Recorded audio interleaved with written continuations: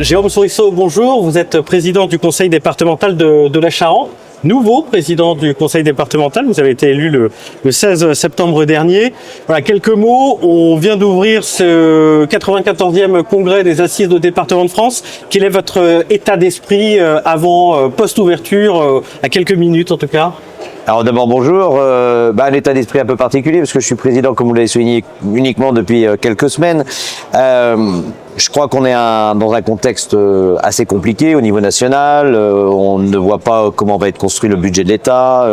Les dysfonctionnements qu'il y a au niveau de l'Assemblée nationale font que les gens ont besoin de revenir sur des fondamentaux, sur des choses stables, sur des choses qu'ils comprennent. Et les départements, dans ce cadre-là, ont vraiment toute leur place. Ça fait plus de 200 ans qu'ils existent.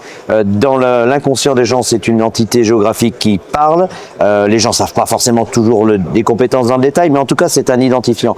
Donc je crois que c'est de bon augure pour l'avenir que ces départements aujourd'hui ne sont pas remis en question par les citoyens et au contraire peuvent être un des piliers qui tiennent dans notre République très fragilisée. Vous l'avez dit en filigrane, nous ne sommes pas dans une crise mais dans des crises et dans votre propos vous avez surtout insisté sur la stabilité. Comment est-ce que vous imaginez l'année 2026 et aussi plus particulièrement dans votre département, notamment sur les contraintes budgétaires? Moi ce que je crois vraiment indispensable, c'est qu'il faut que les législateurs comprennent qu'on ne peut pas continuer à fonctionner avec des mesures annoncées en juillet, revues en septembre, discutées en novembre, peut-être votées en décembre, quand on est en train de construire un budget pour l'année N+1. Il faut absolument une loi de programmation sur 5 ans qui trace la route, y compris pour les efforts, si les départements doivent en faire encore, mais ça serait discutable, mais en tout cas s'ils doivent en faire, qu'on ait vraiment cette perspective sur 5 ans pour qu'on puisse avoir une vraie stratégie. Si on doit faire des économies, les économies elles peuvent pas se décider au 31 décembre pour le budget qui démarre le 1er janvier dans des grosses machines comme les départements avec des compétences lourdes que l'on a, comme notamment tout le bloc social. Donc je crois qu'il faut absolument que le gouvernement trace une feuille de route sur 4-5 ans avec des règles du jeu claires et même s'il y a des contraintes, ça sera beaucoup plus facile de les anticiper et de les gérer que ce mode actuel du coup par coup, quoi. Il y a cet effet de ciseaux dont on parle depuis 4-5 ans, même un petit peu plus malheureusement, entre les charges qui ne cessent de s'alourdir et le département, c'est une anomalie politique française dans le sens où cette dernière n'a pas d'autonomie fiscale, n'a pas d'autonomie financière. Donc j'imagine que vous prenez aussi pour une autonomie financière et que vous puissiez avoir, comme vous le disiez, avoir une certaine visibilité, lisibilité sur les prochaines années.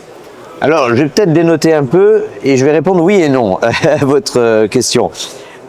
Parce qu'aujourd'hui, clairement, si une collectivité comme le département avait une autonomie fiscale complète, tout le monde augmenterait de façon énorme les impôts.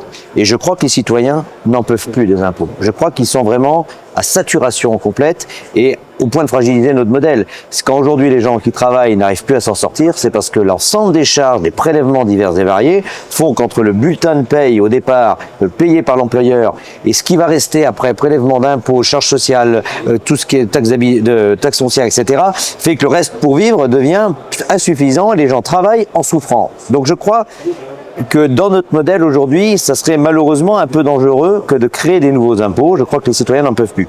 Non, moi je pense qu'il faut que l'État soit lucide.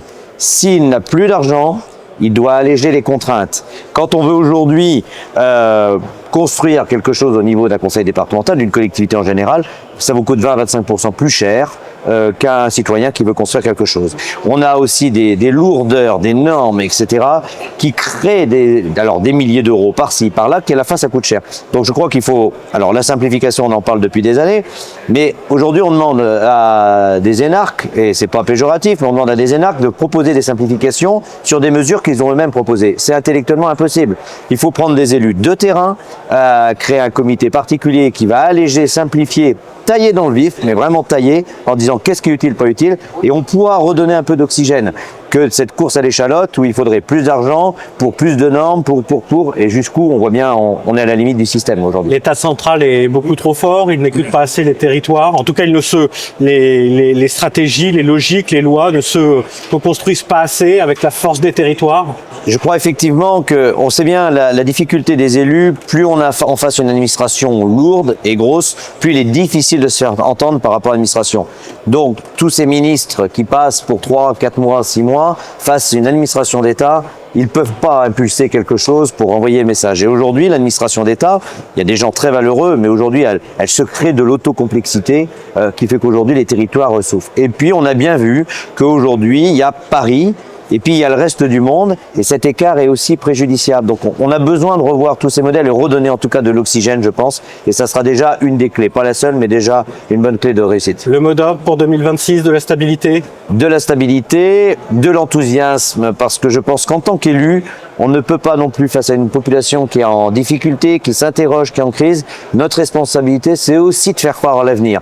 Parce que si nous-mêmes, on continue à distiller dans la tête des gens que tout va mal, qu'on va dans le mur sans arrêt, il ne faut pas s'étonner que la population soit pessimiste, qu'elle n'ait pas envie d'entreprendre et qu'elle n'ait pas envie de croire en l'avenir. Merci Président pour ces mots, voilà, plein d'enthousiasme et d'énergie. Merci d'avoir accepté de répondre à nos questions et je vous souhaite de bonnes assises. Merci beaucoup.